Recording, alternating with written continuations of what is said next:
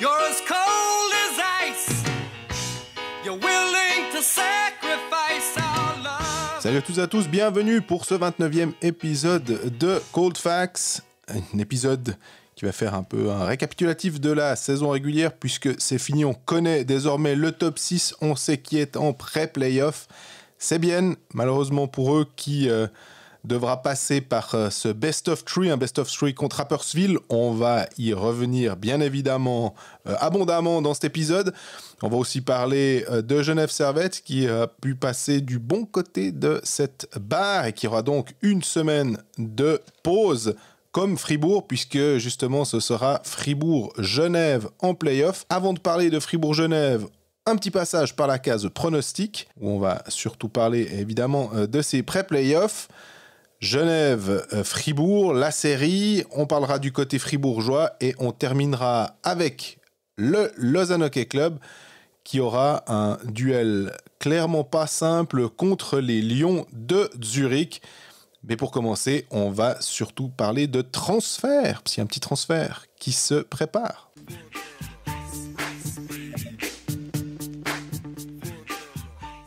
Grüezi Greg. Hey, Grüezi Jean-Fred, c'est après le buongiorno, c'est Grüezi maintenant. Bah ouais, parce que il y a deux choses qui me font partir comme ça.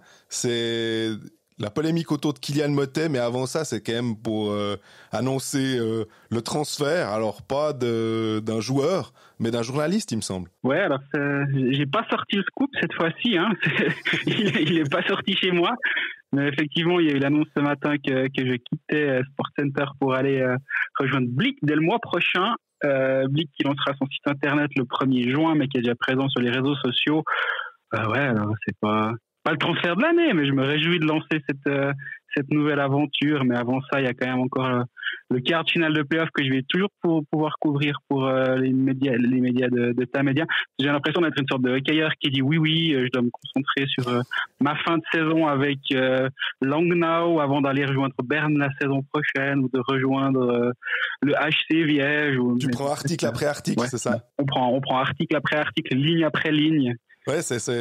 Mais effectivement, ouais, je me réjouis, ça va être une jolie aventure. Autre sujet, on l'a juste évoqué, c'est le cas Kylian Motet. Pourquoi c'est pas un cas, hein, mais il se trouve que top scorer de Fribourg-Gotteron, c'était mardi soir, il y avait sur Instagram notamment, alors je sais pas si c'était ailleurs, moi j'ai vu ça sur Instagram, comme quoi la ligue était en contact chaque fois avec la cérémonie des top scorers, puis ils ont décidé d'être un petit peu plus modernes et ils l'ont fait avec des interviews des top scorers à la suite, on va dire.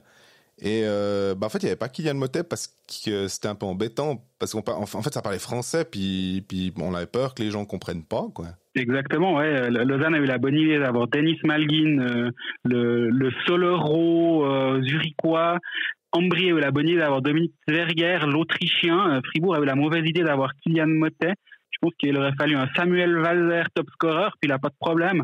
Ou alors le meilleur compteur de la ligue, avec Jan Kovar. Parce que Jan Kovar, son suisse-allemand, il est quand même un tout petit peu rouillé. Mais malgré tout, il était présent en anglais pendant quelques minutes à parler. Visiblement, ça n'a pas causé une panne d'Internet d'avoir un gars qui parle anglais dans un truc de suisse-allemand. Alors un mec qui parle français, je pense pas que ça aurait été dramatique, disons. Mais bon, visiblement, ça ne marchait pas. Il fait pas bon parler français du côté des bureaux de post-finance, visiblement. Donc, ouais, c'est un peu léger, je trouve, comme façon de faire. Disons qu'il n'y a pas besoin de ça pour se rendre compte que les Romans sont une minorité dans cette ligue. Ouais, je sais pas, j'ai reçu un ou deux messages justement de joueurs de gauche et droite ou d'anciens joueurs aussi qui me disent mais c'est un scandale. Je suis d'accord que c'est un scandale, mais bon, après j'ai essayé d'écrire à Kylian pour voir s'il avait des choses à dire là autour et il m'a fait une déclaration très très polie. L'important c'est l'argent ramené à la relève. On dirait un politicien, arrête. Mais non, il voulait pas faire de polémique là autour et je le comprends complètement. Surtout en ce moment, avant les playoffs et tout, je pense que oui, c'est vraiment pas quelque chose de grave. C'est quelque chose d'un petit peu un petit peu désagréable, je trouve, dans le signal et dans le message envoyé. Mais c'est toujours une question de communication. On a souvent pointé du doigt, et en ce moment en plus avec tout ce qu'il y a autour du Covid, c'est souvent des fois des erreurs de communication. Si tu communiques aux gens et que tu es assez transparent et que t'es honnête et sincère, il n'y a pas de problème. Après, tu me diras, si l'honnêteté c'est de dire ouais mais bon, les francophones, personne ne les comprend.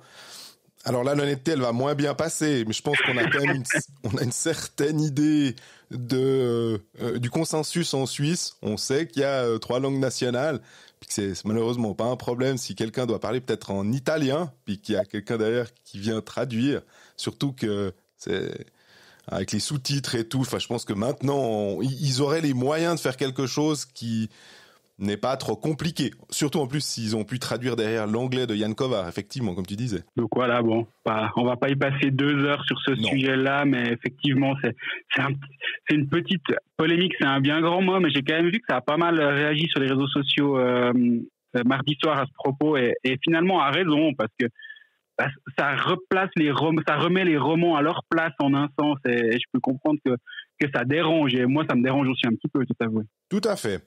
Si on reprend les romans qui dérangent, on va dérouler notre fil d'épisodes et commencer par Bienne, qui est finalement le seul des 4 clubs à être en lice cette semaine, parce que malheureusement pour eux, ils vont devoir passer par cette case pré-playoff qu'on avait peut-être pu trouver intéressante, on va dire, selon comment ça nous a été présenté en début de saison.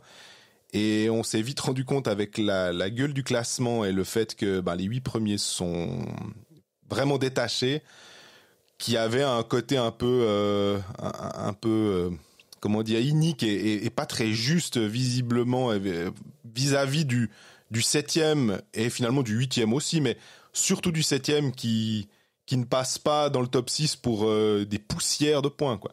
Oui, alors effectivement, nous on a bien aimé cette règle des pré-playoffs, mais je suis pas sûr que du côté du Seeland, ou si ça avait été Genève dans le rôle du 7e, hein, je suis pas sûr qu'ils apprécient autant que nous cette règle. Voilà, ouais, bien meilleur des 3 contre Rapperswil, 2 matchs à la maison, 1 match à l'extérieur, va falloir en gagner 2. C'est chaud, c'est clairement très très chaud. Rapperswil, c'est une équipe qui joue plus grand chose depuis un moment, donc ils ont eu le temps de reposer les jambes ces derniers temps. On a vu que le match de lundi contre Lausanne, tout le monde n'était pas présent sur la feuille. Nico Duner, mon protégé, était annoncé blessé. Est-ce qu'il sera présent sur la glace ce soir? Je ne sais pas. Avant de parler du match contre Rapperswil, moi j'aimerais quand même juste revenir 2 secondes sur le but de Gillian Kohler, le but ou pas d'ailleurs, de Gillian Kohler, le 2-1. Avec Marc Lemelin qui a jump the gun, comme on dit en anglais, qui a tiré un peu trop vite ou qui a dégainé son sifflet un petit peu trop rapidement alors que le puck était encore visible. Effectivement, il voit pas le puck de où il est placé, mais Gillian Kohler a marqué un but qui aurait dû être validé s'il n'y avait pas eu ce coup de sifflet intempestif. Ça rajoute encore un petit peu à la frustration biennoise, parce qu'à ce moment-là, il y a 1-1. Kohler marque, ça fait 2-1 dans le 3e tiers. Je suis pas complètement sûr que Zug se serait arraché un poumon pour aller égaliser en fin de match, ou du moins ça aurait permis à Bienne d'avoir un espoir de gérer cette fin de match. Derrière, Zug met le 2-1, et puis Bienne devait gagner dans le temps réglementaire, vu que Genève faisait le job de son côté. Ouais. C'était plié. Et c'est vraiment malheureux à quoi ça tient finalement cette saison biennoise. Alors elle est pas ratée pour l'instant, cette saison biennoise, finalement, parce qu'ils sont en play-off, mais elle se complique un petit peu. C'est assez agaçant ce coup de sifflet. On a l'habitude de dire que sur une saison, les lattes et les erreurs d'arbitrage s'équilibrent, certes, mais là, quand l'équilibre ne peut plus être rétabli derrière parce que c'est la 40e et quelques minutes de jeu, c'est juste rageant. Moi, j'ai envie de dire, c'est Kohler l'a marqué, mais Lemelin l'a arrêté. Ouais, on peut dire ça, ouais. Pour reprendre un célèbre aphorisme de Pelé, d'ailleurs en foot. Mais on est d'accord que, ma foi, l'arbitre, il ne voit pas, et il est persuadé que Giannoni a bloqué le puck. C'est vrai que c'est très difficile de lui en vouloir énormément. En gros, c'est la seconde de plus qu'il aurait dû garder le sifflet, puis à ce moment-là, Kohler aurait marqué et il aurait sifflé juste après, ce qui fait que le but aurait été valable. Ouais, exactement. Bah, pour te dire, moi j'étais au match à Ambry ce jour-là, puis je l'avais sur mon écran le match Zouk-Bienne pour regarder d'un œil ce qui s'y passait. Et j'ai pas compris qu'il soit annulé en fait parce que j'avais pas l'information qu'il y avait eu ce coup de sifflet de Lemelin. Puis je revois les images, je montre à mon voisin, il dit bon mais il peut pas l'annuler, on voit le puck, il joue le puck, le gardien l'a pas bloqué. Puis il l'annule. J'ai vraiment après en lisant les comptes rendus de mes confrères que j'ai dit ah mais ok il y avait cette histoire de coup de sifflet. Et sinon, c'est vrai que le but était totalement valable. Et Didier Massy, sur le plateau des Pécalistes mardi soir, disait il n'y a pas de polémique en gros. Lemelin a sifflé, il pensait que le peuple. Voilà, ça arrive de temps en temps, malheureusement. Là, ce coup-ci, c'est tombé sur Bienne. C'est frustrant parce qu'effectivement, le but était valable. Ce qui était un peu plus bizarre, on disait que quand Lemelin est allé regarder les images, en fait, quand les arbitres sont allés regarder les images, parce qu'on s'est dit mais pourquoi vous avez regardé ? Il y a même pas de goal no goal puisque en fait c'est le sifflet qui fait foi. Dès qu'il a sifflé, le jeu est arrêté. Voilà. Alors en fait, moi je me suis dit et ça a été corroboré par Didier Massy, il a peut-être été regardé pour voir si il avait sifflé après que le puck est entré dans le goal. C'était un peu le seul truc, mais que visiblement même ça, est-ce que légalement au niveau des règles du jeu, il aurait eu le droit d'aller regarder la vidéo pour ça ? Je suis pas persuadé. Donc j'aurais trouvé bien si il avait pu annuler cette décision, la changer et valider le but. Mais après on aurait pu rétorquer oui mais c'était pas correct d'aller voir la vidéo pour ça.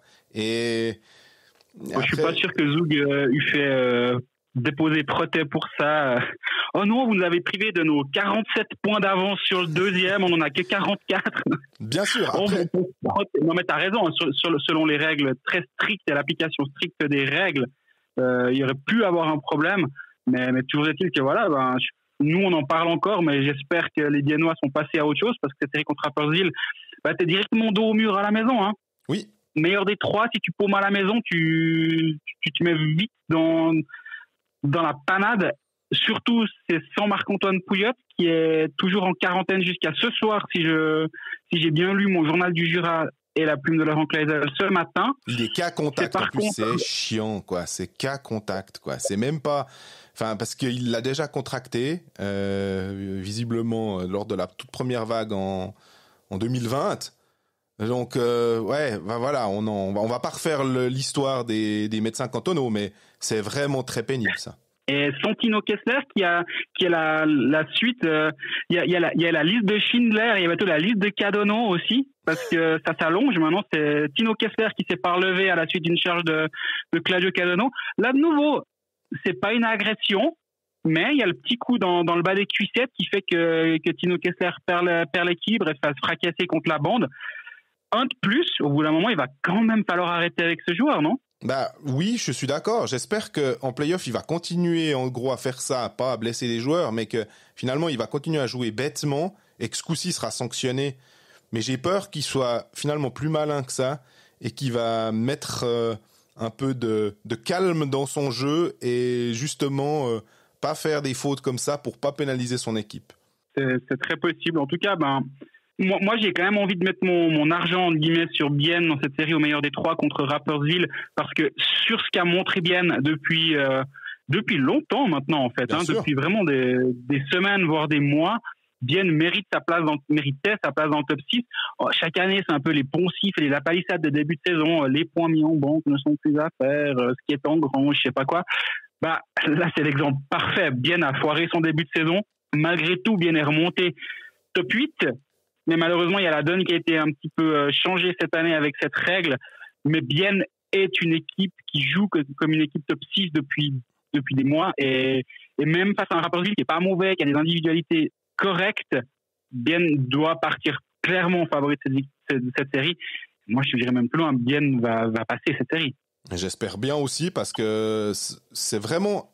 Moi, j'aimerais que les 8, en fait, que le 7 et le 8 passent pour qu'on n'ait pas de surprise à ce niveau-là, parce que je trouve que Davos, dans le même cas que Bienne, mérite complètement sa place, étant donné les points. Ma foi, Berne a raté son championnat, c'est comme ça. Et à Davos de faire le job, mais tu as raison pour Bienne. Je crois que le dernier tour, ils étaient parmi le top 3, il me semble, sur les 11 derniers matchs. Donc, ça prouve que vraiment le push qu'il a fallu faire pour accrocher ça était clairement nécessaire et ils l'ont vraiment bien fait. Tu l'as dit aussi, ça fait peut-être même plus que ces dernières semaines. Ça fait déjà vraiment, on peut même dire, je pense 2021, Bienne est très solide. Ce serait frustrant et j'espère vraiment que, c'est Ugly revient. Est-ce que c'est non je me trompe entre Ugly et Ischier. Je sais plus avec ces cas de Covid et de quarantaine.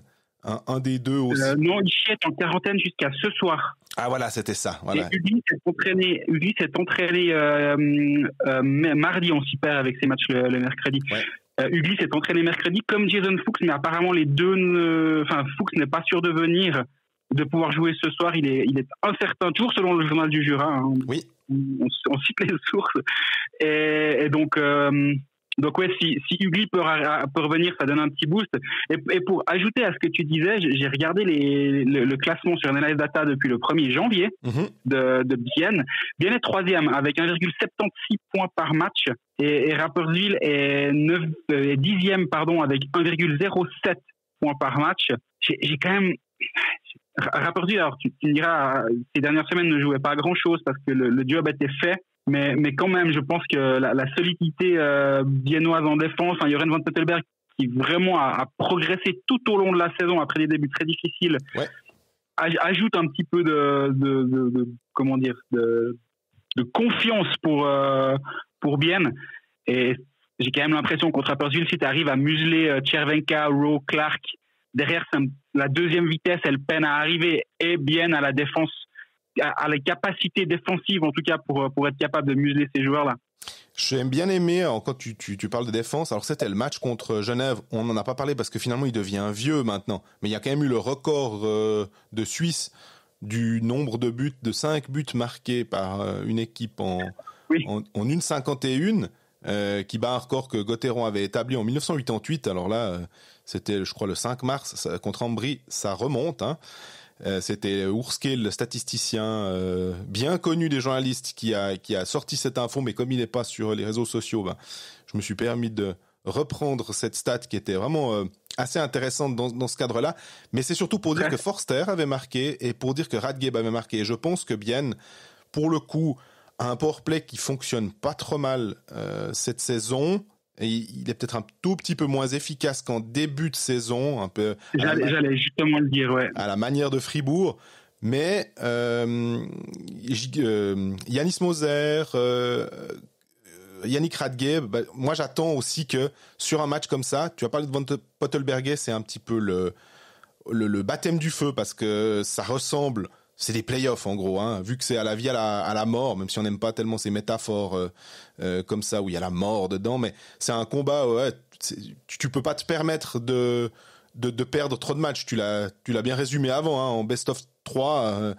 Donc il faudra être prêt et il faudra que les joueurs soient, il faudra pas avoir trop peur en ce moment parce que t'as pas beaucoup de chance, quoi. Oui, mais je rajouterais d'ailleurs que en fait Bienne est 3e sur le dernier depuis le 1er janvier dans les statistiques que j'ai mentionnées juste avant. Et Bienne c'est une bonne 3e place dans le sens, si je m'explique, c'est une 3e place avec un Van Pottelberg qui est à 91,37% d'arrêt, donc qui est correct sans être extraordinaire, et un pourcentage de shoot de 8 et des brouettes qui est pas bon. Et donc ça veut dire que si on rappelle la statistique qui s'appelle le PDO, en gros pour savoir si l'équipe surperforme ou sous-performe, on additionne le pourcentage de shoot et le pourcentage d'arrêt. Si ça dépasse les 102, c'est une assez belle surperformance. Si c'est en dessous de 98, c'est une très claire sous-performance. Un peu là au milieu, c'est plus ou moins, l'équipe va plus ou moins bien. Bienne est pile à 100, 99,9. Donc c'est juste que Bienne est meilleur en fait que ses adversaires, n'est pas en train de surperformer en pouvant shooter de partout et puis de marquer des buts improbables. Non, Bienne est une équipe très solide. Comme tu disais, le powerplay est moyen, le boxplay n'est pas terrible non plus. Et tu as moins de 80% de boxplay en ce moment pour Bienne depuis le 1er janvier. Donc ça pourrait être l'un des points, surtout que Rapperswil vit souvent par son powerplay, et il est bon, hein, avec Egli à la pointe, avec, je disais avant, les Červenka, Clark, Rowe, c'est des gars qui ont le talent nécessaire pour faire la différence sur un powerplay. Donc attention aux pénalités, j'ai l'impression que c'est de nouveau une lapalissade, mais sur une série au meilleur des trois, c'est ce genre de choses qui vont clairement faire la différence. Et ça, si le jeu part sur de nombreuses infériorités numériques et powerplay, ça pourrait ne pas faire l'affaire du HC Diane.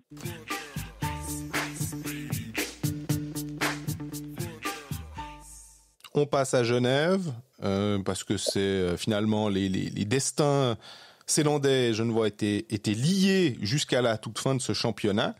C'est Genève qui passe du bon côté de la barre et qui a droit à une semaine de vacances, en ayant finalement battu Lugano assez nettement. L'affaire était classée rapidement.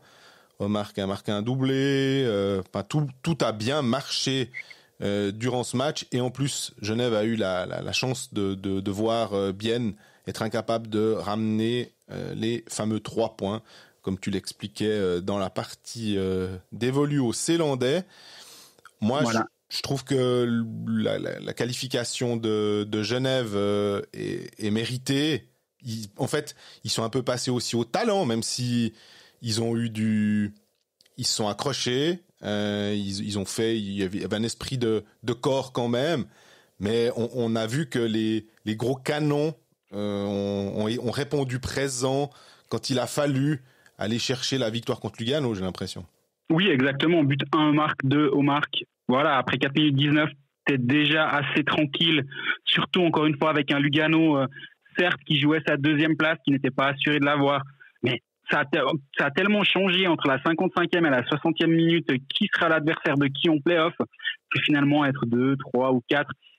Dans l'absolu, si Lugano renforçait sa 2e place en allant gagner à Genève, Lugano mettait Genève à la 7e place. Alors, je suis pas en train de dire que Genève a pas mérité sa victoire, mais moi, je me demande, purement d'un point de vue déjà géographique, est-ce que Lugano est pas mécontent, disons, que ce soit plutôt Bienne que Genève, et pourtant on a dit à quel point Bienne est une bonne équipe depuis le début de la saison, donc je parle pas de qualité de jeu, mais les Lugano-Genève, c'est la série la plus pénible à faire pour un joueur à suivre. Ça va, aller au Tessin, c'est toujours chouette, mais pour les joueurs des heures de quart, moi je me dis, ils étaient sûrement pas mécontents que Bienne soit 7e. Je suis absolument pas en train de dire que Lugano a fait exprès, c'est couché, vraiment, vraiment pas. Genève a marqué au bon moment.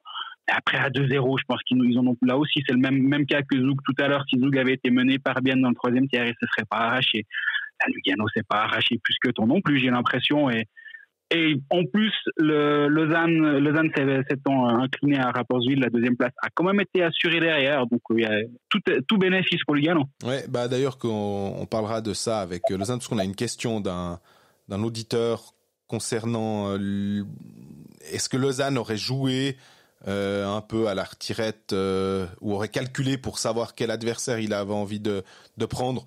Donc là, tu l'as mentionné avec Lugano, qui a peut-être pas envie de prendre Genève, mais je pense aussi que ils ont pas le temps de penser à ce genre de choses. Puis vu que c'était tributaire d'autres matchs, ça devient un petit peu compliqué de tirer des plans sur la comète en disant mais si eux perdent, on aura tel. Enfin non.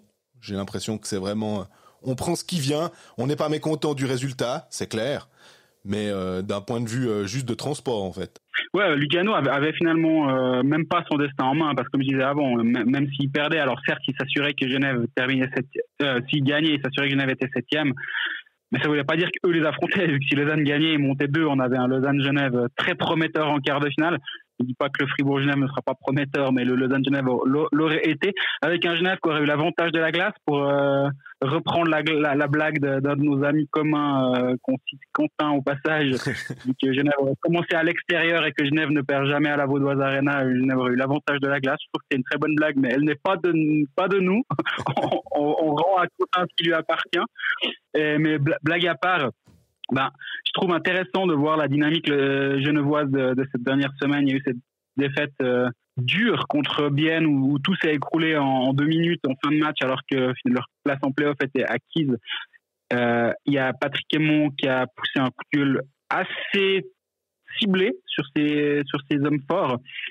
Et derrière, ces hommes forts ont répondu, certes, mais c'est quand même quelque chose où tu te dis, ouais, d'accord, mettons à part le match contre Lugano et l'issue qui est positive, dans les faits, à la 51e journée du championnat, tu as l'entraîneur qui doit taper très très fort du poing sur la table et qui doit mettre ses leaders devant leurs responsabilités, c'est pas un signal que je trouve franchement très très bon à l'orée des playoffs. Ouais, je suis d'accord avec toi et j'aurais envie de me faire l'avocat du diable en disant, Pat, si tu dois taper sur tes leaders parce tu estimes qu'ils ne font pas le job correctement, en même temps tu les utilises beaucoup. Donc cette surutilisation des étrangers aussi, à un moment, ils font ce qu'ils peuvent, mais dans une saison covidée, avec ses quarantaines, avec des préparations tronquées, avec des fois où il a fallu relancer les machines, ouais, c'est pas hyper évident non plus. Et à un moment, Tom Ernest à 30 minutes, je crois que Tom Ernest aussi contre Lausanne, à un moment, alors qu'il y avait 5-1, tu peux quand même te permettre de pas le faire jouer un shift sur 2. Je dis pas qu'il faut le mettre en bout de banc et puis le laisser respirer, mais disons que tu peux peut-être trouver un moyen de donner du temps de glace aux autres et d'augmenter peut-être le temps de jeu le coultre ou peu importe, et de baisser le temps de jeu de Tom Ernest, parce que tu sais que si tu perds Tom Ernest, c'est un peu comme à Fribourg si tu perds Gunderson, c'est un peu comme à Lugano si tu perds Reed, etc. On a bien vu qu'il y a des joueurs, tu les remplaces pas. Ouais, complètement. Et là, Genève a terminé cette saison avec une profondeur un tout petit peu moins bonne que par le passé. Il y a Arnaud Montandon qui a dû jouer avec Genève. En défense, Enzo Guébet était un peu plus dans le tournus, même s'il n'a pas énormément joué contre Lugano, malgré le fait qu'il était sur la 3e ligne. Simons a dû jouer parce que Mercier et Maurer étaient absents. Rhodes devrait être de retour pour les playoffs, apparemment, en théorie en tout cas. Ça, là, bon. on commence à arriver dans la douce période des Silencios Tampa, et où c'est plus dur pour nous de faire notre travail. Mais en théorie, on devrait pouvoir retrouver un Noah Rhodes qui va redonner un peu de corps à cette ligne avec Vermin et Richard. Quoique Richard n'a pas terminé le match contre Lugano, on n'a pas de nouvelles. Mais partons du principe que la semaine entre deux sera suffisante pour le voir sur la glace. Ça donne quand même un joueur supplémentaire pour Genève qui peut faire la différence en play-off, qui peut amener cette dimension physique qui va faire la différence en play-off. Exactement. Je te propose qu'on se projette sur le match contre Fribourg dans la partie fribourgeoise, vu qu'il y a un petit peu moins de choses à dire. Je dis aussi ça dans l'idée pour les jeunes voix qui n'écoutent que la partie Genève, peut-être écouter la partie Fribourg, parce qu'on va peut-être un tout petit peu plus se projeter, peut-être même se mouiller sur qui on voit passer dans la partie fribourgeoise. Exact. Je voulais aussi revenir sur les news qu'il y avait autour de Genève, parce que hier, le club a annoncé 3 contrats, des prolongations, notamment Mercier 1 année, Winnick 1 année avec option, et puis Tyler Moy 2 ans. On est plutôt content, non ? On trouve que c'est plutôt assez bien vu de la part de Marc Gauci d'avoir réussi à conserver ces 3 joueurs. Oui, écoute, je crois qu'on est assez content. Moi, ce genre de prolongation, il y a toujours une question que je me pose et j'ai vraiment pas la réponse. Je la pose sincèrement. C'est quelle prolongation était liée à une performance, genre 6 qualifications pour les playoffs, prolongation automatique de 1 an ou pas. Hein. J'ai vraiment pas la réponse sur ces cas-là. Ce qui pourrait expliquer le timing, je crois que Jonathan Mercier pas. Je crois que ça a été fait il y a quelques temps déjà. Il me semble qu'il y avait déjà eu une rumeur là autour récemment. Winnick, on pourrait peut-être penser, parce que Tyler Moy 2 ans, tu vois, une prolongation liée aux performances et aux playoffs avec 2 ans. Winnick 1 année option, je trouve presque logique dans ta réflexion que tu amènes. Ouais, Tyler Moy, il fait mine de rien, il fait une saison plus que correcte avec 24 points. C'est sa meilleure saison en carrière. Il a 11 buts, c'est son record en carrière. C'est correct comme saison, et il t'amène justement, on parlait avant de cette profondeur. Je pense que si tu as besoin de Tyler Moy pour être ton ailier de première ligne, ce qui était escompté à la base, tu as peut-être un problème parce qu'il a peut-être pas les épaules pour être ce joueur-là. Surtout que, on rappelle, il a 25 ans, il aura 26 ans au début de la saison prochaine. Donc, il est ce qu'il est, Tyler Moy. Tu peux pas compter sur lui pour avoir encore une progression exponentielle jusqu'à ses 30 ans. Il va encore progresser probablement. Mais le gros de son développement a eu lieu. Donc, il est ce qu'il est. Ça va être un joueur capable de marquer des buts, mais capable aussi de tirer 100 fois de suite sur le plastron du gardien. Il a une bonne vision de jeu. Ou 2 fois sur les poteaux. Voilà, aussi, évidemment. Il a une bonne vision de jeu, mais après, ça va pas être le joueur qui va gratter les pucks dans les bandes. Enfin, il a ses inconvénients et il a ses qualités. Tu sais ce que tu as, Genève sait ce qu'il a, et de le prolonger pour 2 ans, il faut croire qu'il apporte quelque chose qui qui plaît à Marc Gauci, et ça je le comprends complètement.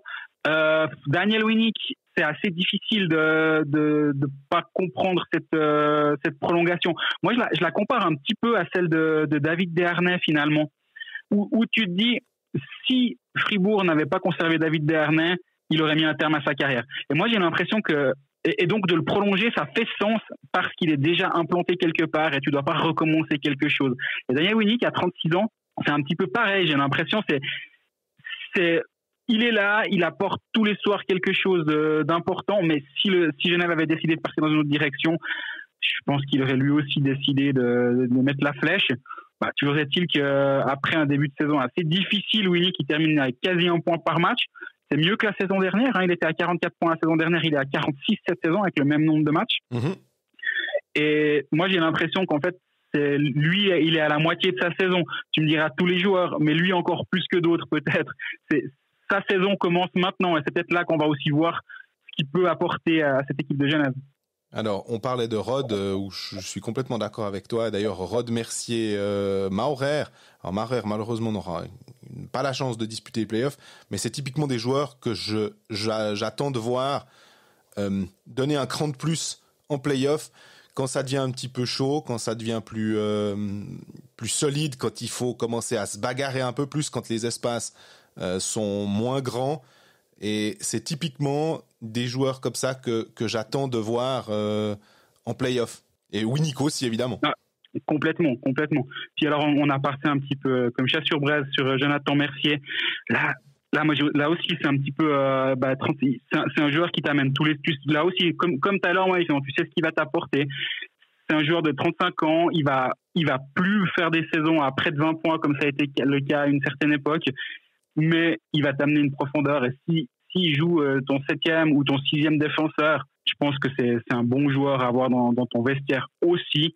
Donc les trois nouvelles sont assez sensées, je trouve. Jouer sport, un jeu de la loterie romande. On passe à nos pronostics. Ça va être simple, puisqu'il n'y a que 2 matchs. Ouais, simple.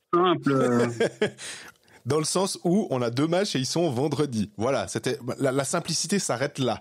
Ouais, parce que moi, en ce moment, c'est pas simple pour moi. Tu vois, je faisais le fier en sachant que ça allait pas durer. C'est en train de pas durer pour moi. Donc. Ouais, parce que Lausanne a décidé de faire n'importe quoi contre Rapperswil. Donc, le -1 est mal passé. Moi, j'avais eu la chance de mettre Genève -1 contre Lugano. Je dois dire que quand il y avait 4-1 après le premier tiers, je me suis dit, j'espère que ça va rester comme ça. Hein. Stop the count, merci. Ça a été 5-2, mais c'est passé. Là, ça veut dire que on va regarder quand même ce Rapperswil-Bienne, mais je pense que ce qu'on va dire là, c'est clair qu'on va être très heureux de regarder quand même le déroulement du match de ce soir et de pouvoir mettre sur les réseaux vendredi matin un pronostic qui a au moins le mérite d'avoir été soutenu par un premier match et une première vision de cette série. Ouais, j'ai tendance à ce genre de match, en fait, j'ai tendance à croire que ça peut partir dans tous les sens. Ce que je veux dire par là, c'est que si Rapperswil doit absolument égaliser et amener 3-1, tu sais que ça va sortir le gardien à la 55e, ça peut être n'importe quoi, et ça peut être le genre de match qui sont propices en but. Rapperswil va devoir un petit peu ouvrir le jeu à la maison. Contre Bienne, partons du principe que Bienne gagne ce soir, comme ce mercredi soir, comme tu l'as dit juste avant. Mais si Rapperswil a mené 1-0 par Bienne, moi je peux m'imaginer un match riche en buts à Rapperswil vendredi soir. Mais c'est vrai que c'est difficile de faire des grandes théories pour le moment parce qu'on ne sait pas ce qui se passe sur l'acte 1 de cette série au meilleur des 3, et c'est quelque chose en Suisse, on n'est pas habitué les séries au meilleur des 3 matchs. Donc ça va être intéressant aussi d'un point de vue sociétal presque, de voir comment les formations se comportent pendant ces séries aussi courtes finalement. Ouais, bon, tu me diras, en Suisse on n'a pas l'habitude, je pense qu'on n'a pas l'habitude tellement au hockey sur glace. En gros, en général, c'est best of 7, puis si vraiment il y a un souci, c'est best of 5. Donc best of 3, c'est assez spécial. Bienne pourrait compter sur le retour de Luca Ischier, pourrait compter sur le retour de Marc-Antoine Pouliot si tout se passe bien. Du coup, pour le match de vendredi donc, les armes secrètes, on va dire, de Lars Leuenberger, c'est lui qui a les cartes a des atouts dans sa manche, si vraiment il doit pouvoir ajouter quelque chose, alors que pour Tomlinson, c'est un peu... voilà, vous connaissez mon jeu, quoi. Contre Lausanne, il a fait jouer le gardien de Turgovie, qui avait des jambières absolument magnifiques. Si tu joues avec un maillot vert de Turgovie, quand tu mets un maillot rouge de Rapperswil, ça jure un peu, on va dire, hein, le rouge et le vert. C'était pas Christina de Betta. Je vais pas dire ma chérie, mais on est d'accord que là, c'était pas bien joli. Mais tout ça pour dire que entre Niffler, Bader, voilà, les gardiens de Rapperswil sont bons, mais on attend quand même que Bienne fasse le job. Oui, je suis assez de ton avis. Donc, comme d'habitude, là, on est un petit peu plus court sur cette partie prono parce que on va pas faire la sculpture sur nuage pour citer un autre de nos amis qui nous écoute régulièrement sur cette histoire de Rapperswil Davos. Rapperswil-Vienne, on risque probablement de se profiler sur ce match-là. J'ai l'impression que la série Berne-Davos est plus complexe, non? Oui. Et j'avoue aussi que je me réjouis de voir le résultat du match de ce soir pour peut-être me dire que tout dépend de Berne. C'est clair que si Berne vient à gagner ce soir contre Davos, c'est possible qu'ils aillent chercher la victoire vendredi. Mais voilà. Donc on verra notre pronostic sur les réseaux sociaux vendredi matin. Si tout se passe bien, c'est moi qui, pour un peu l'envers du décor de Colfax, c'est moi qui fais les visuels via le Photoshop d'un autre ordinateur que je n'ai pas avec moi. Donc on va bricoler, mais on va trouver un moyen de faire les visuels pour vendredi matin. Ça fait très pro ce que j'ai en train de raconter, mais c'est la vérité. Et aussi, ce qu'on peut dire, c'est que grâce à la Loterie Romande, on a un code promo. Les influenceurs sont ravis. Le code COLD10, donc COLD en majuscule 10. Et puis, si vous allez avec ce code, il faut déjà avoir, je crois, 10 francs de base sur votre compte. Vous ajoutez ça et vous avez 10 francs de pronostic gratuit. On les utilise à bon escient. On prend l'inverse de ce que moi je mets, puis on gagne son argent. En ce moment, c'est comme ça que ça se passe. Exactement. Jouer sport, un jeu de la Loterie Romande. Voilà, alors avant de parler de Fribourg et de Lausanne, on voulait juste revenir sur ce qu'on avait mis, les Colfax Awards. C'est peut-être un peu exagéré, mais un peu l'équipe type des auditeurs de Colfax. On a donc eu comme gardien Gauthier Desclous, les deux défenseurs, Henrik Tomernes et Ryan Gunderson, et puis le trio d'attaquants, Andrighetto, Kovar, Omark. Alors, pour le coup, joli. Maintenant, il y a 3 Genevois, parce que les Genevois étaient effectivement très présents sur les réseaux sociaux, sur Twitter, pour voter en masse, parce que un temps, c'était Corvi au début qui était en tête, et puis c'est vrai que Corvi, avec toi, Greg, on aime bien cette saison sous le radar, pour dire, mais qu'est-ce qu'il a été bon, Enzo Corvi, cette année? Ouais, alors Enzo Corvi fait une saison sous le radar, on va dire, qui est fantastique. Il finit à plus de 50 points, et puis il a été présent tout le temps, du début à la fin. Il a été d'une régularité métronomique. C'est pas un secret pour les auditeurs de longue date de Colfax que j'ai un faible pour Enzo Corvi. Mais là, ce qu'il a été capable de faire cette saison, avec 44 matchs, 52 points, c'est de loin son record en carrière. Jusqu'à présent, il était à 39, ce qui était déjà très, très solide. Mais là, il a franchi un palier supplémentaire à Davos. Il apporte tous les soirs quelque chose défensivement. Il est jamais à la rue, parce que dans l'équipe type, on a un Linus Omark, là aussi, que j'aime beaucoup. Mais c'est vrai qu'il a des limitations défensives qu'Enzo Corvi n'a pas. Et moi, j'aurais préféré voir Corvi dans cette équipe type. Mais en même temps, on peut pas mettre de côté le fait que Davos a pas fait une superbe saison et que ça peut aussi jouer un rôle. Après, Gauthier Desclous au but, je pense que c'était aussi mon choix, ou ça aurait aussi été mon choix. Temernes Gunderson, presque un petit avantage Gunderson devant Temernes selon moi, parce que il a beaucoup plus scoré déjà et il a joué dans une équipe qui était mieux classée. Donc c'est deux aspects qui font que à minute de jeu quasi égale, la production offensive de Gunderson et les meilleurs résultats de Fribourg font que j'aurais plutôt mis lui. Deuxième défenseur, je pense que c'est difficile de pas mettre Tim Heed. Ouais, c'est ça en fait.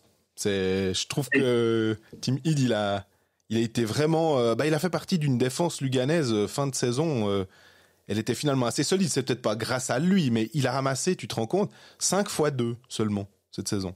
Ouais, c'est ultra solide. Hein. C'est pour dire que dans un jeu qui est aussi physique et où les cannes, tu les maîtrises pas forcément, elles partent dans la figure de ton adversaire assez facilement, de ramasser que ça. Alors après, il a peut-être quelques limitations défensives, mais je le trouve finalement moins unidimensionnel peut-être qu'un Nugren. À Davos, ils ont marqué les 14 buts. C'est les 2 meilleurs défenseurs buteurs. Ce qui fait la différence pour moi, c'est les buts en prolongation. Il a 6 game-winning goals, Id. Tom Ernest en a 5. Mais qu'est-ce qu'on se souvient de ces goals de Id, des fois même à 64-59, où il vient et puis il met une mine en 3 contre 3. Enfin, et peut-être aussi le fait que c'est un peu la nouveauté, on le connaissait pas.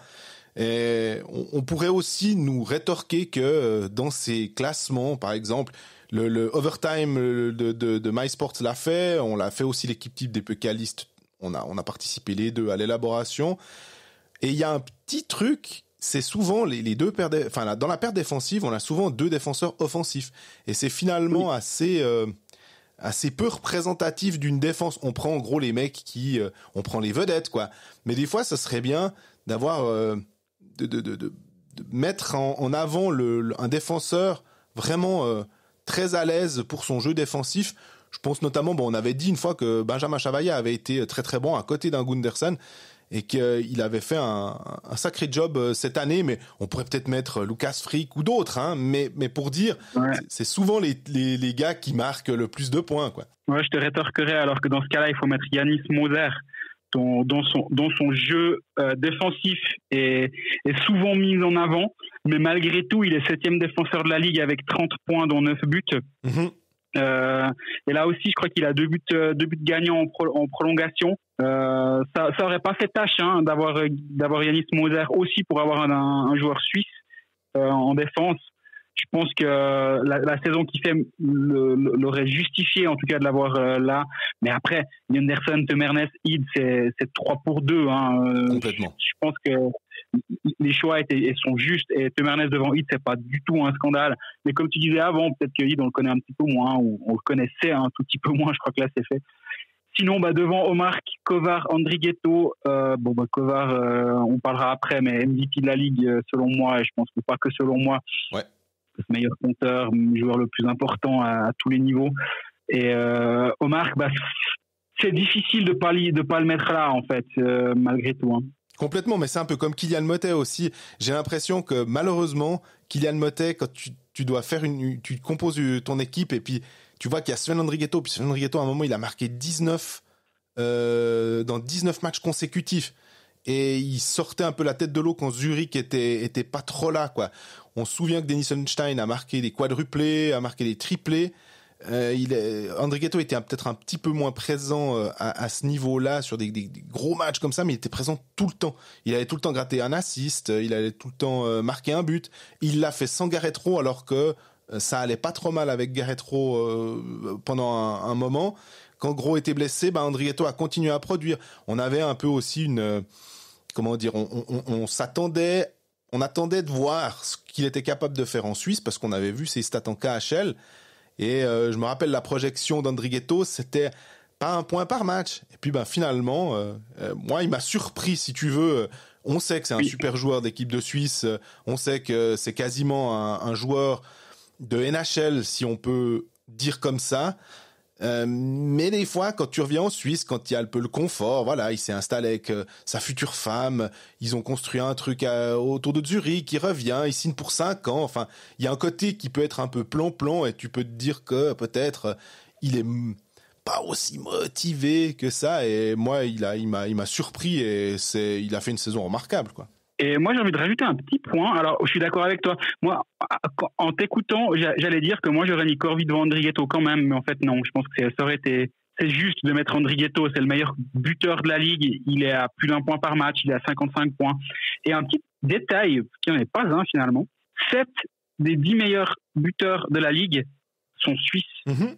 Et il n'y a pas Grégory Hoffmann qui est le buteur suisse patenté pour la simple et bonne raison qu'il a que 36 matchs, mais sinon il aurait également eu sa place dans le top 10, il aurait du coup éjecté Dennis Malgin. Mais donc, on peut pousser jusqu'à 12. Hein, dans les 12 meilleurs buteurs de la Ligue, 8 sont suisses. Ouais. On a un trio suisse en tête, Andri Ghetto 27 buts, Simeon 24 buts, Motev 23 buts, tout comme Clark. Et après, on a de nouveau Berchi 23 buts, Omar 22, Fazzini 22, Hollenstein 21 et Malgin 19. C'est vraiment énorme, je trouve, de voir à quel point les buteurs suisses se sont révélés cette saison comme peut-être jamais auparavant. Et moi, je me réjouis déjà, on va pas se projeter trop loin, mais je me réjouis déjà de parler de faire l'épisode avant le championnat du monde, l'équipe de Suisse, parce que finalement, on pourrait avoir une équipe vachement intéressante. Ah ouais, alors complètement, surtout si en plus on arrive à avoir un ou l'autre joueur d'Amérique du Nord qui débarque pour compléter ça. Ça peut vraiment être solide, mais là, effectivement, on s'égare et on a des playoffs à jouer sous peu. Je te propose qu'on fasse une petite pause et on passe à Fribourg. Exactement.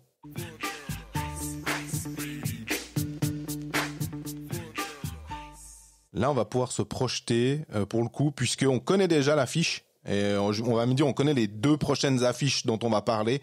C'est Genève-Fribourg et... Fribourg-Genève, pardon, puisque c'est l'avantage de la glace pour les Fribourgeois. Et puis Lausanne-Zurich. Fribourg, 3e du classement. Je pense qu'il n'y a pas beaucoup de monde qui les aurait vus aussi bien placés au début de saison. Oui, alors ce matin, j'ai un ami qui m'a envoyé mon pronostic d'avant-saison. Et du coup, on peut sans autre en parler, hein, mais j'avais Zurich en tête, Zug 2, Lausanne 3, Fribourg 4, Genève 5. Donc 5 des 6 en pré-playoff sont justes. L'équipe qui m'embête, c'est Lugano, que j'avais largement sous-estimé, 8e, alors qu'ils finissent 2e. Puis Berne 7e, Bienne 9e. J'étais pas terrible sur ce coup-là, mais pas cata. Et après, Rapperswil, Ambry, Langnau, c'était juste, hormis les logos qui étaient faux, parce qu'il y a eu un petit bug, mais bon, ça, c'est un détail. Mais oui, Fribourg, moi, j'avais derrière Lausanne 4 et Lausanne 3. Ça s'est joué à la fin. Si Lausanne déconne pas à Rapperswil, je suis juste. Complètement. Mais surtout, ce Fribourg-là, avec un Reto Berra qui a disputé 45 matchs, ça fait beaucoup. Mais je comprends tout à fait, c'est pas pour dire Christian Dubé, il faut absolument que tu fasses jouer beaucoup plus Connor Hughes, mais parce que je crois savoir que Reto Berra en plus peut tout à fait avaler cette accumulation de matchs sans trop de soucis. Mais maintenant, en play-off, c'est clair que Reto Berra, Gauthier Desclous, on a dit que Gauthier Desclous était, selon nous, le gardien de cette année. Pas de problème, je crois qu'on est d'accord. C'est le choix aussi des auditeurs de Cold Facts. En play-off, franchement, Desclous, Berra, je pense que Berra était le numéro 2. Et là, pour le coup, je lui donne quand même un petit avantage. Je me réjouis de voir Gauthier Desclous en play-off. Quand ça va compter. Berra, j'ai pas besoin de savoir ce qu'il va faire parce qu'on sait ce qu'on a avec Reto. Ouais, je suis assez d'accord avec toi. Dans l'absolu, si tu dois donner des points ou avantage X ou avantage Y au poste de gardien, la logique voudrait qu'on donne l'avantage à Genève parce que Gauthier Desclous a fait une bien plus belle saison que Reto Berra. En plus, Reto Berra finit pas sur une très bonne note. Il est à 90,4% d'arrêt depuis janvier. J'ai gardé la page d'avant que j'avais sur BN. C'est un peu de la flemme. Mais Reto Berra a une expérience très longue en play-off. Gauthier Desclous n'a pas cette expérience en play-off. Ce sera la première année où il va être à l'épreuve du feu, on va dire, en play-off. Ça, on n'arrête pas de nous répéter à longueur d'interview que c'est une nouvelle saison qui commence, que c'est vraiment spécial les play-offs, que c'est autre chose. Ça va être autre chose pour Gauthier Desclous aussi. Donc, c'est pas impossible que sur ce match-up Desclous-Berra, moi, je donne mon avantage effectivement à Fribourg pour Reto Berra. Ouais, mais c'est pas un avantage. On parle pas de 70-30, On est évidemment plus sur du 55-45, je pense. Ouais, on peut clairement dire ça. Après, dans un poste aussi important que celui de gardien, autant avoir Reto Berra dans son camp, mais comme tu dis, avec Gauthier Desclous, il y a aucun problème. C'est pas comme si tu envoies un clampin devant le filet face à Reto Berra. Mais voilà, Genève part sans l'avantage de la glace, va devoir aller en gagner une à Fribourg. Fribourg a fait une assez bonne saison à domicile cette saison, mais ça fait 2 fois saison, très belle phrase. Mais au passage, moi j'ai quand même l'impression que je sais pas, Fribourg finit 3, Genève finit 6, mais j'ai l'impression que dans l'imaginaire collectif, on va dire Genève est favori. Je sais pas si t'as cette impression aussi. Bah, le truc, c'est que j'allais te dire, je donne Genève favori, mais parce que le talent, je sais pas, c'est peut-être que j'imagine que tout d'un coup, si ça se débloque à Genève et que j'ai toujours un petit côté qui me dit, est-ce que la défense de Fribourg, je remarque cet esprit de corps qu'ils ont, mais des fois, je me dis, la défense est peut-être un peu lente, mais en même temps, en play-off, ça va se resserrer, donc ça va se jouer sur des détails, on le sait, c'est vraiment des lapalissades et des grandes sorties de journalistes avant les playoffs, mais malheureusement, on a déjà vu que c'était souvent comme ça. Enfin, on passe pas à avoir des 7-0 et des 8-1 à l'appel. C'est souvent des matchs qui peuvent aller en prolongation, c'est souvent des matchs qui se disputent, qui se jouent sur 1-2 buts, 1 ou 2 erreurs. Des fois, les powerplays qui ont super bien marché en saison régulière, bah tu sais pas pourquoi, mais ça marche plus. Parce que là, il commence vraiment à s'ajuster. Et moi, j'aime beaucoup le box-play de Genève. Je le trouve hyper agressif. Est-ce que le box-play de Genève va être aussi agressif en play-off ? Je me pose la question parce que ça veut dire que tu prends aussi un peu plus de risques. Tu montes un peu plus sur les deux défenseurs à la pointe pour aller les gêner. Et du coup, tu peux potentiellement ouvrir une ligne de passe. Tu te permets ça en saison régulière, tu te permettras peut-être plus ça en play-off où tu vas faire le jeu le plus simple, puis tu vas facilement dégager au fond, puis pas essayer de faire le jeu supplémentaire. C'est là où je me pose la question dans ce match-up, en fait. Ouais, je pense que tu as assez bien résumé finalement l'enjeu. Et pour moi, l'enjeu, on a les deux meilleurs powerplay de la ligue qui s'affrontent. En termes de buts par 60 minutes de powerplay, Fribourg, c'est 9,41 buts par 60 minutes de powerplay. C'est vraiment beaucoup, beaucoup, beaucoup. Et même si la fin de saison a été un petit peu moins bonne, ça reste c'est resté une force de Fribourg-Gotteron. Et on sait que Genève, c'est une équipe qui est capable qui a son péché mignon peut être parfois de sortir de son match et de dépasser les limites et de prendre pas mal de pénalités, et ça pourrait se payer cash contre Fribourg. Mais Genève en powerplay, c'est solide aussi, 8,67 buts marqués par 60 minutes en powerplay, ce qui est excellent, ça les rend deuxième. Et comme tu dis, en fait Genève c'est tout simplement le meilleur box-play de la ligue. Pardon, non, c'est le troisième meilleur box-play de la ligue. Face au meilleur powerplay, comme tu dis, c'est le point sur lequel la série devrait ou pourrait en tout cas se jouer, c'est au niveau des situations spéciales. Moi, je rajouterais aussi que la capacité de Genève à jouer à la limite d'un point de vue physique est la clé.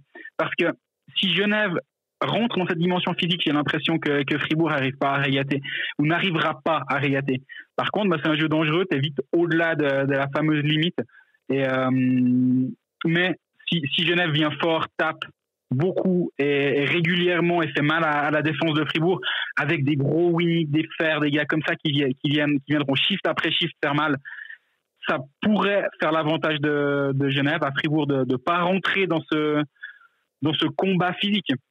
Fribourg, c'est 194 fois 2 minutes cette saison. Si on prend par exemple Lausanne, c'est 234, donc Fribourg est l'équipe la moins pénalisée en 2 minutes de la saison. Ça peut avoir son importance aussi quand on sait qu'on octroie moins de powerplay. Si on prend les pénalités de match, on a Lausanne à 8, Genève à 9. Tu le mentionnais, la limite avec des gars qui gueulent tout le temps. Je crois que c'est Jean-Philippe Presselwenger qui aime bien dire, commentateur de MySport, Richard, il a 3 poumons, 2 pour respirer puis 1 pour gueuler sur les arbitres. On pourrait dire la même chose de Fer, on pourrait dire la même chose des fois de Winnick, parce que quand on discute avec certains arbitres et juges de ligne, ils nous disent souvent que ces joueurs-là reviennent régulièrement dans la liste des joueurs qui cassent les pieds, les bonbons et qui cassent à peu près tout ce qui est possible de casser sur un corps humain pour pas être grossier. Et Fribourg, c'est une pénalité de match seulement cette saison.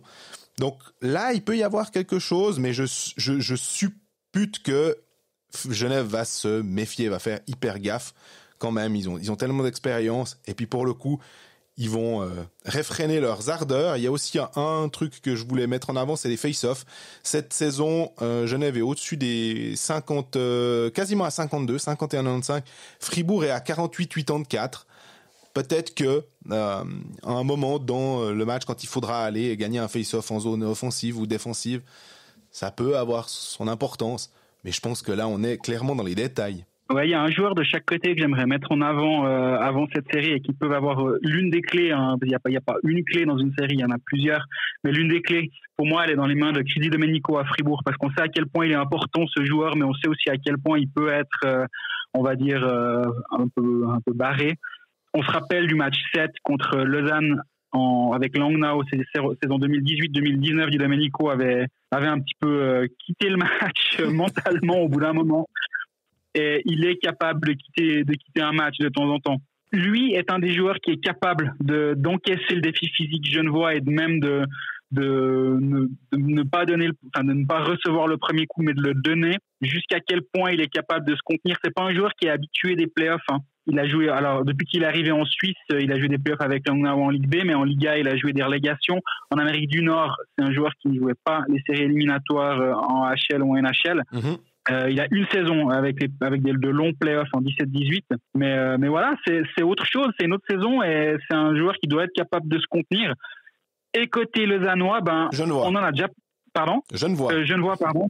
Et côté Genevois, on en a déjà parlé la semaine passée, mais c'est que vaut le Linus Omark des playoffs parce que effectivement, là aussi, on parlait d'imaginaire collectif avant. Dans l'imaginaire collectif, Omark, c'est un joueur qui aime pas quand ça joue physique et puis qui est nul en playoff. En gros, si on schématise. Peut-être parce que aussi lors de la saison 12-13 à Zug, il n'avait pas été bon en playoff, effectivement, 12 matchs, 6 points, il n'avait pas aidé son équipe autant qu'en saison régulière, où il avait quasi le même nombre de points que cette saison. Mais il a été capable de faire plus d'un point par match sur des longs playoffs en KHL, avec Ufa dans une saison à 14 matchs, 17 points, une autre à 17 matchs, 18 points.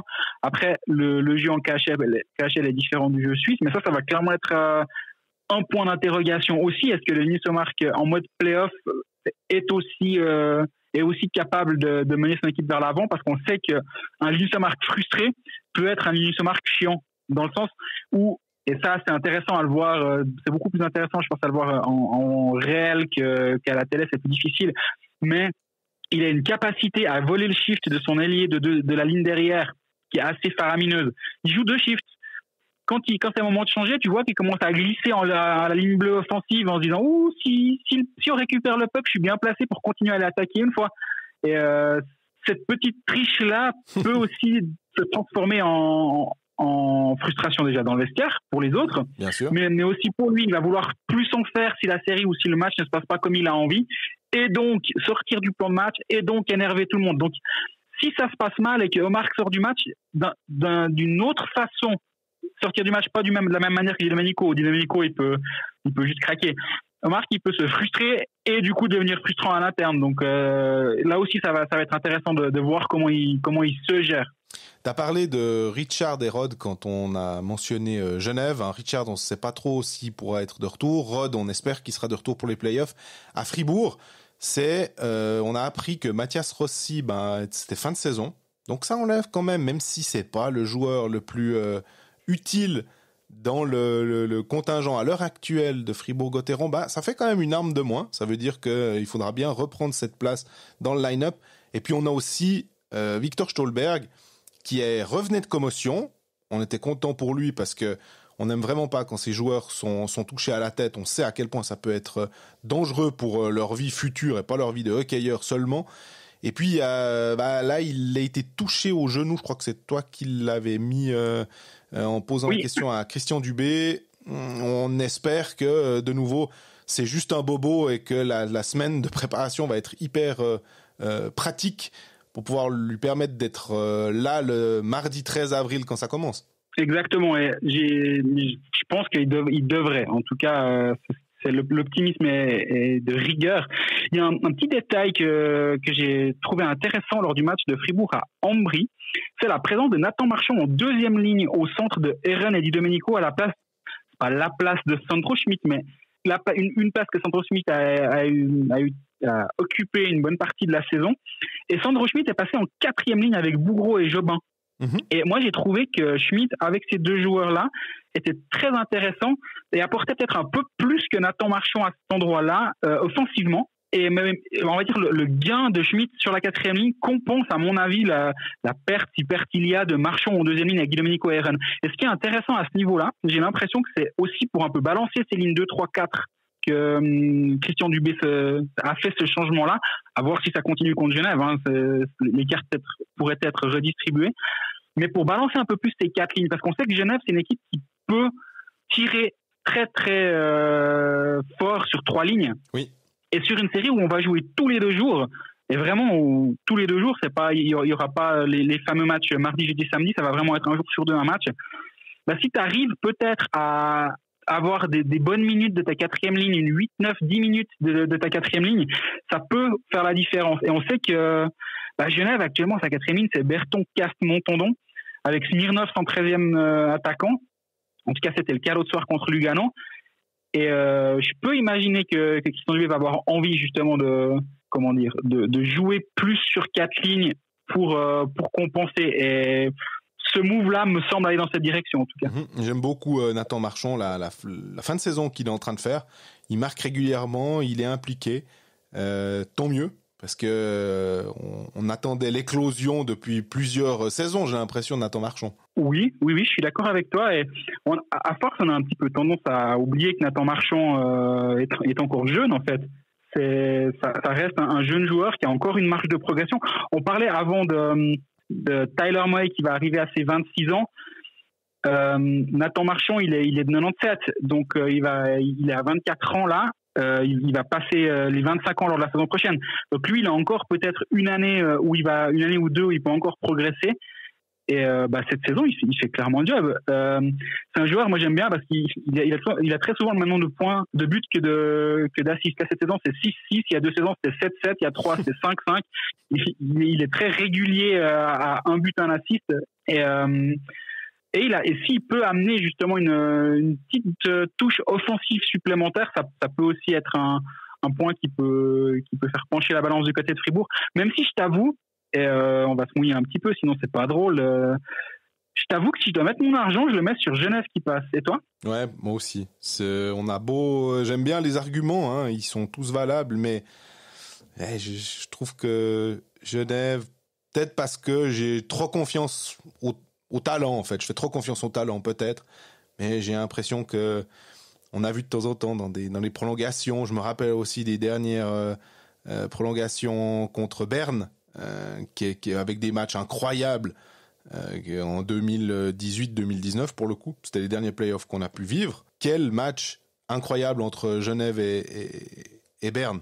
Alors je me dis ok, c'est plus Chris Maxwell derrière le banc, c'est pas Témon, mais il y a quand même pas mal de joueurs qui étaient déjà là et je pense qu'ils sont capables de faire ce petit switch pour retrouver cette énergie là. Ouais, et finalement tu viens de dire aussi un nom intéressant, c'est Patrick Aymon qui va disputer lui aussi finalement ses premiers playoffs chez les grands, vu que c'est sa 2e saison en tant que coach principal de Genève Servette, mais que la saison passée, voilà, hein, on va pas revenir là-dessus. Donc ce sera ses premiers playoffs à lui aussi. On parlait de Gauthier Desclous qui va faire son baptême du feu à ce niveau-là. Après, Patrick Aymon a gagné 2 fois le titre junior élite avec Genève Servette en 18 et en 19. Il a beaucoup d'expérience, mais aussi ça va être intéressant de voir comment il gère lui ses playoffs. Après, en face, on peut pas non plus dire que Christian Dubé ce soit un vétéran à cette place, hein, parce que lui aussi il va vivre ça. Donc c'est intéressant de voir ce duel de coach, on va dire, je sais pas si on peut dire rookie, mais ouais, on peut en fait.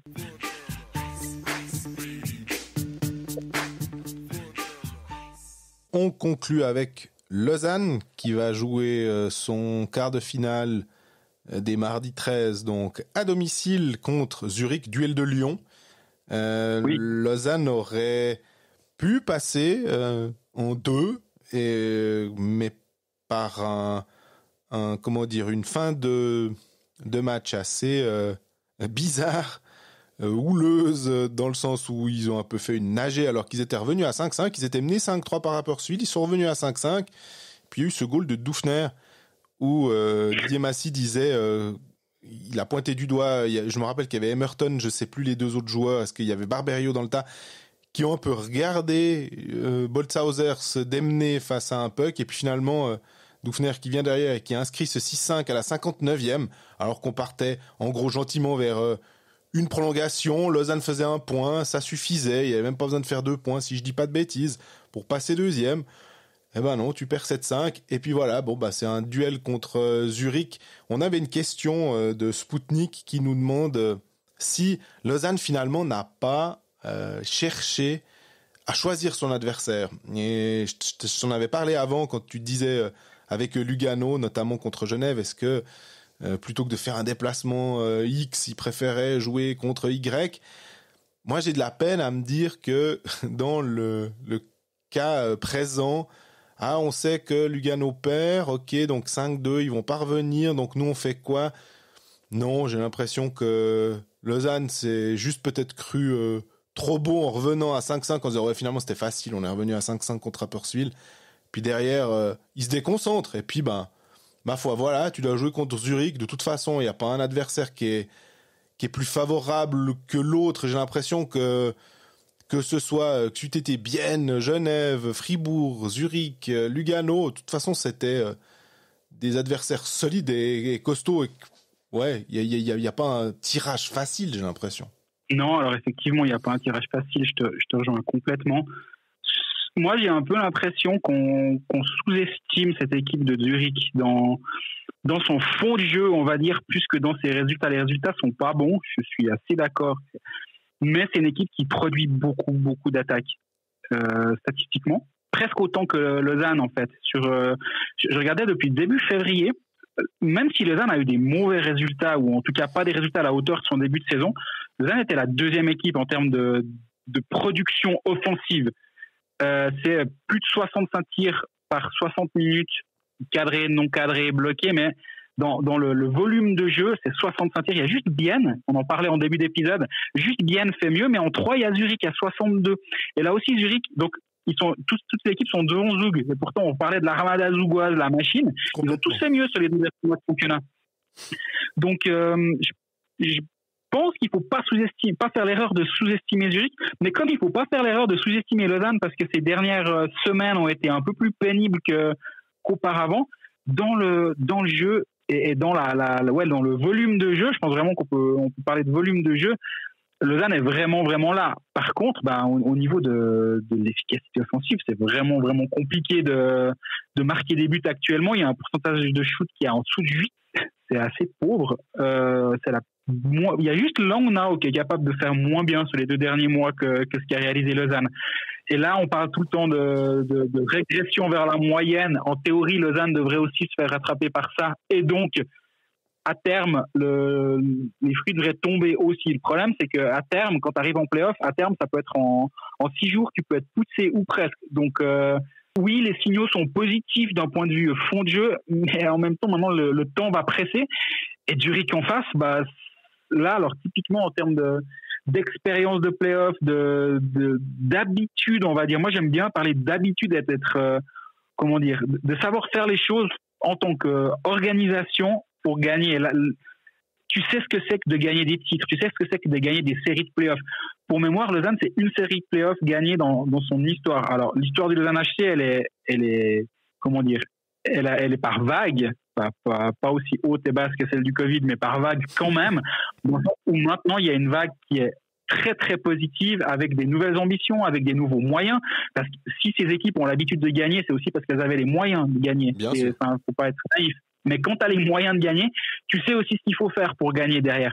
Et quand tu as un coach comme Grunborg, qui est multiple champion du monde en sélection, certes, pas en club, tu as des joueurs qui sont habitués d'aller gagner des titres, ça peut être un avantage. Je mettrais un bémol au poste de gardien. Voilà. Où je pense que là, avant, on parlait de Fribourg-Genève et l'expérience de Berra qui pourrait faire la différence par rapport à un Gauthier Desclous qui joue ses premiers playoffs. Là, à Zurich, c'est Ludovic Weber qui jouera ses premiers playoffs. Tu me dirais, il faut bien commencer quelque part. Mais c'est un autre animal aussi pour Ludovic Weber, comme ça le sera pour Gauthier Desclous. Et là, Lausanne a statistiquement les 2 meilleurs gardiens de la Ligue avec Stéphane Ebolthauser. Stéphane, d'ailleurs, c'est 92,8% d'arrêt, c'est 2,27 goals encaissés.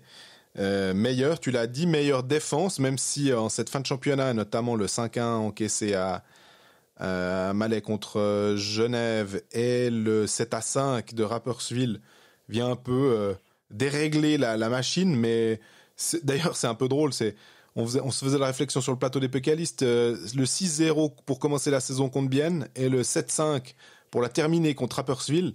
C'est 13 buts encaissés, et si on prend encore Genève, ça fait 18 buts encaissés. C'est assez rare de la part de Lausanne, qui a rarement ramassé beaucoup de buts. Et là aussi, en championnat, on a trouvé que Bolshauser était un excellent numéro 2, voire même à se poser la question s'il est numéro 1, mais j'ai l'impression que si on doit partir quand il faudra partir en play-off pour le premier match, c'est Tobias Stephan le numéro 1, il n'y a même pas de discussion, on est d'accord? Ouais, je pense que mardi prochain, Tobias Stephan sera devant le filet aussi, parce que c'est un gardien qui a une longue expérience, contrairement à Luka Bolshauser. Mais je pense que c'est impossible de ne pas mettre Tobias Stephan, même s'il n'a pas été flamboyant ces derniers temps, même si Bolshauser a été très bon. C'est le gardien sur lequel tu as décidé de miser quand même la saison passée déjà pour aller potentiellement au bout. Donc dès le match 1 d'envoyer Bolshauser, ce serait un signal assez compliqué à comprendre pour Tobias Stephan. Mais Lausanne peut partir du principe qu'il a un backup de luxe. Tu me diras, Zurich, si Flueller est en santé, c'est aussi un gardien qui a l'habitude de jouer des longues séries, de gagner des séries, des titres. Mais lui, il a eu beaucoup de problèmes de santé cette saison. Moi, je pense que ce sera Flueller en face. On parlait avant des situations spéciales pour la série Fribourg-Genève qui pouvaient potentiellement faire la différence. Avec Zurich en face, c'est sur les 2 derniers mois, Zurich a 20% de réussite en powerplay. C'est très bon, c'est dans les top 5 de la ligue. Et c'est pas très surprenant quand tu as des Peterson, des Andrighetto, Lundstein, Noro à la ligne bleue qui peut être capable d'armer dans toutes les positions. Et là aussi, Lausanne, tu disais, il y a une équipe qui prend pas mal de pénalités. Et là aussi, on parle de la palissade tout à l'heure, c'est le cas là aussi, j'en suis conscient. Mais c'est là que peut aussi se jouer cette série. 0,59 le powerplay par match, 0,59 buts pour Lausanne. C'était pas flamboyant. Je crois que ça tourne autour des 15%. Faut clairement augmenter ce niveau-là. Un point, on disait 234 fois 2 minutes, ça c'est à gommer. Les pénalités de match, pareil. Les face-off, Lausanne est la meilleure équipe de National League avec 52,52%. Ça peut être un point intéressant. Il faudra aussi voir comment tu joues avec tes étrangers, parce que alors c'est plus simple dans la mesure où Conacher n'est plus là. On peut partir du principe que Barberio, Hudon, Gibbons et Emerton font partie ce sera le quatuor que Craig McTavish mettra, avec Roth en backup si jamais il y a un souci quelconque.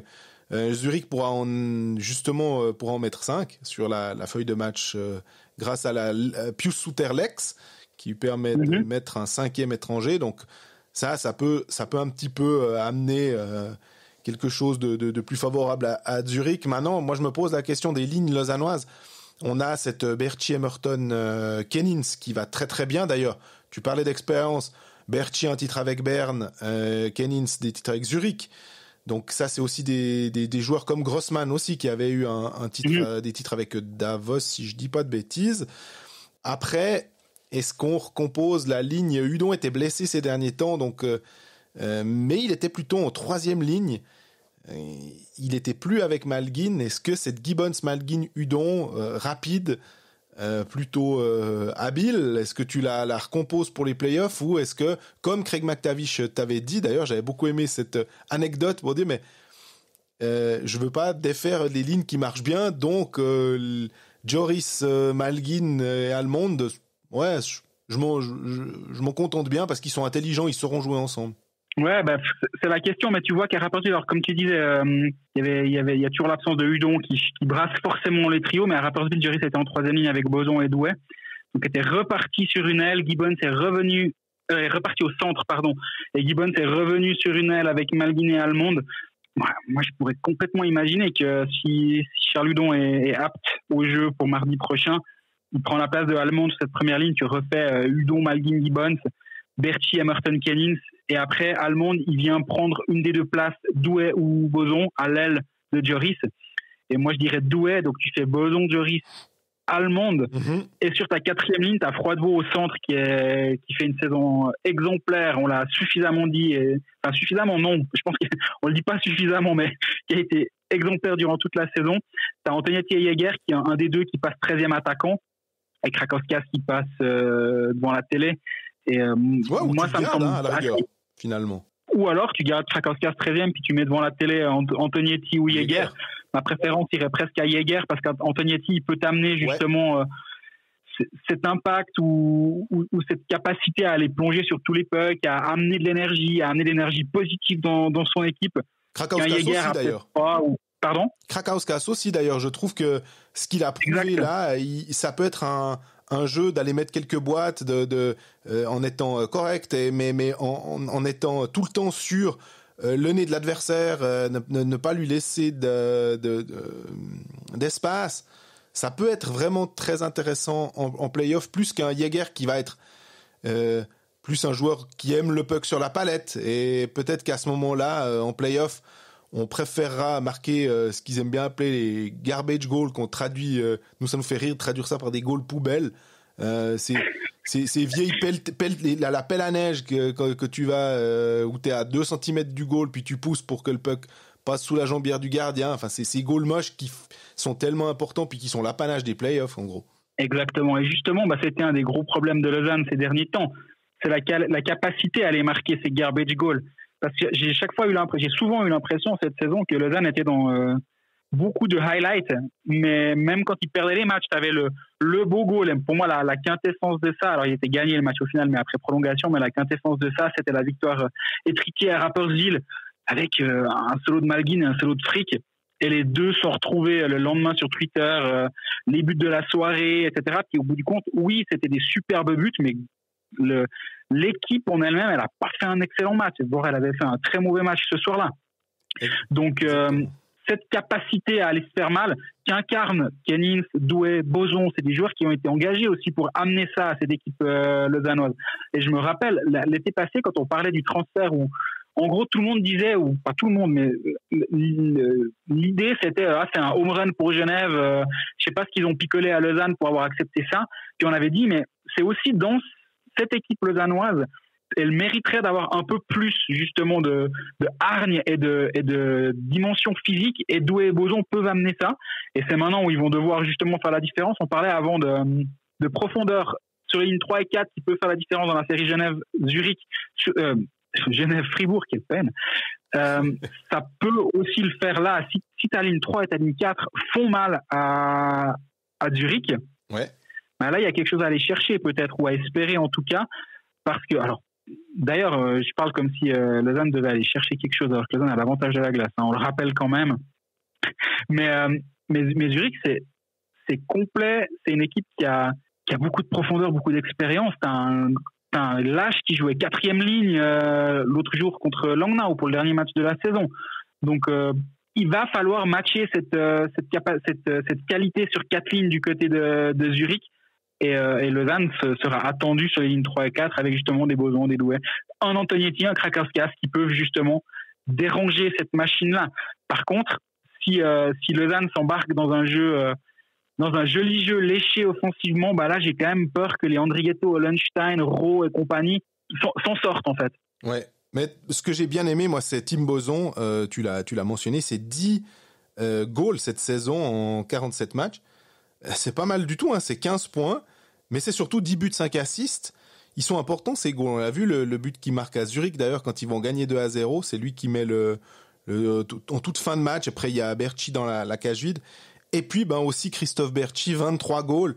Il s'est révélé, c'est bien évidemment complètement disproportionné parce qu'il n'a pas besoin de se révéler, on sait ce qu'il vaut, mais là il a, je trouve, vraiment donné sa pleine mesure. Enfin, il est vraiment devenu un leader offensif de cette équipe.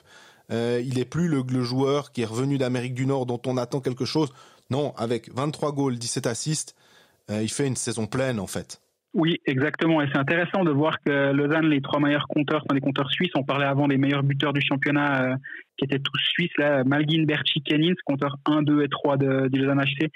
Et justement, est-ce que tu as un Gibbons, un Udon qui sont capables de. Alors Udon au point par match, il est là, hein, à part ça, mais oui. en termes de total de points, il est 5e, mais au point par match, c'est le meilleur, avec 32 points en 33 matchs. Exact. Mais est-ce que ces joueurs-là seront capables d'épauler justement tes valeurs sûres que sont Malguin et Berchi, parce que tu sais que du côté de groupe, comme j'en parlais avant, t'as tes valeurs sûres, t'as tes Ro Andrigetto, mais tu sais que derrière t'as la deuxième lame, t'as Hollenstein, Kruger, Bodenman, t'as même Vic en 3e ligne, je disais Lash en 4e ligne. Après ça peut encore complètement bouger, hein, d'ici mardi prochain, avec les éventuels retours de blessures aussi, parce que Peterson était annoncé blessé contre Langnau, et lui peut amener quelque chose. Et ils ont Dominique Diem qui est surnuméraire du côté de Zurich à Langnau, et ça c'est aussi un joueur que moi j'aime beaucoup, et je me demande d'ailleurs ce qui est surnuméraire, je ne me suis pas intéressé donc avant l'enregistrement de ce podcast, mais ils ont une belle profondeur. Ils ont aussi Axel Simic qui peut venir amener quelque chose si besoin depuis les tribunes. Donc Zurich c'est complet. Maintenant, je disais avant, si je devais mettre mon argent quelque part entre Genève et Fribourg, je pense que je le mettais sur Genève. Si je dois mettre mon argent quelque part entre Lausanne et Zurich, je t'avoue que je suis beaucoup plus emprunté, même si c'était pas un home run non plus de dire Genève va gagner 4-0, c'est facile. Là, je suis plus emprunté, et je pense quand même que je pars côté lausannois. Et toi ? Ouais, j'allais dire, je pense que si je prends les gardiens un peu de la même manière, mais finalement on avait changé, puis on disait Berra est supérieur à Desclous en termes d'expérience, Stéphane est supérieur à Weber en termes d'expérience, mais je pense que la défense lausannoise quand même, elle a fait elle a eu quelques blancs, elle a fait quelques couilles, mais elle était passablement solide cette saison en règle générale. J'attends aussi de Marc Barberio que peut-être il fasse plus qu'un but, et que peut-être en play-off il montre pourquoi il était engagé. Nous on le trouvait extrêmement bon au début de championnat, on avait été impressionnés en pré-saison et en préparation.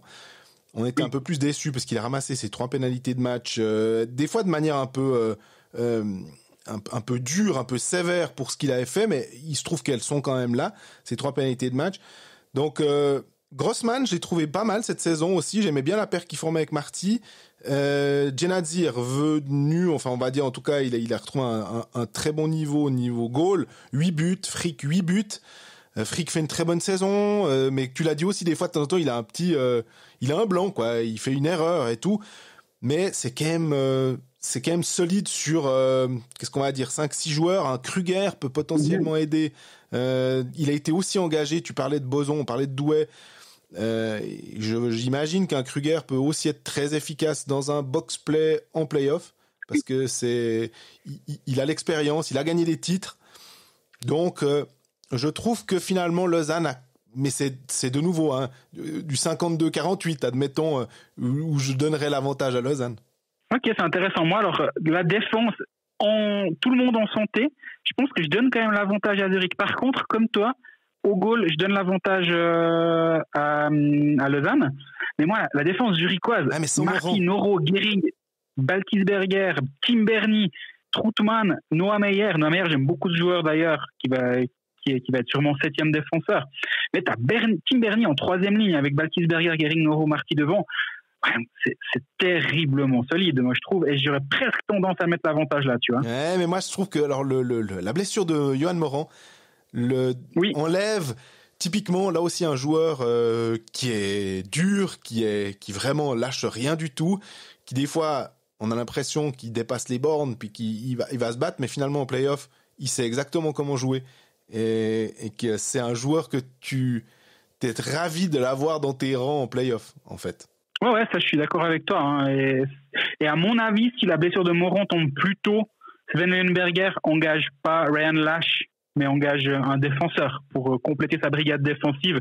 On se rappelle que Lash avait été engagé pour remplacer poste pour poste Chris Balkisberger, qui est en fin de saison. D'ailleurs, ça c'est un peu embêtant pour Zurich, parce que lui aussi en play-off il t'amène vraiment vraiment beaucoup de choses. Mais toujours est-il que là on parle des deux séries en disant de quel côté on donne notre avantage, mais au bout du compte c'est vrai que il y a pas de clair favori d'un côté comme de l'autre, j'ai l'impression. Non.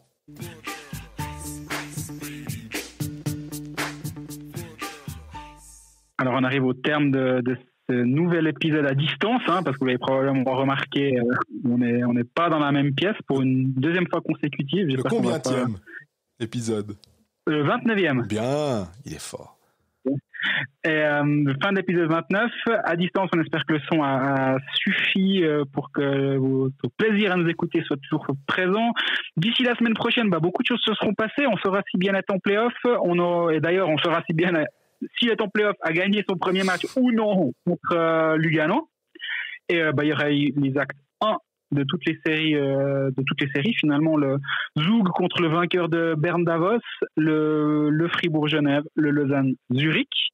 Je sais pas vous, mais je sais pas toi Jean-Fred, mais moi là je suis assez impatient que ça commence. D'ici la semaine prochaine, n'hésitez pas à nous poser vos questions, à profiter des matchs, même si on est toujours sans public, au moins là ça devient des matchs chauds. Il n'y aura pas besoin de public pour que ça devienne chaud, disons.